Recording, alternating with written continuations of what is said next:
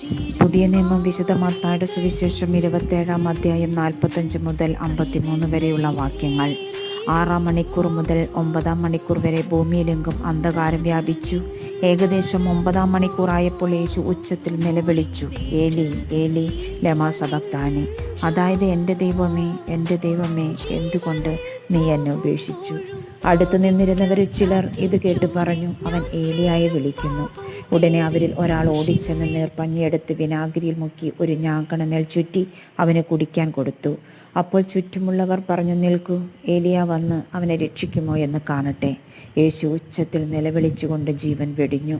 അപ്പോൾ ദേവാലയത്തിലെ തിരശ്ശീല മുകൾ മുതൽ താഴെ വരെ രണ്ടായി കീറി, ഭൂമി കുലുങ്ങി, പാറകൾ പിളർന്നു, ശവകുടീരങ്ങൾ തുറക്കപ്പെട്ടു. നിദ്ര പ്രാപിച്ചിരുന്ന പല വിശുദ്ധന്മാരുടെയും ശരീരങ്ങൾ ഉയർപ്പിക്കപ്പെട്ടു. അവൻ്റെ പുനരുത്ഥാനത്തിന് ശേഷം അവർ ശവകുടീരങ്ങളിൽ നിന്ന് പുറത്തു വന്ന്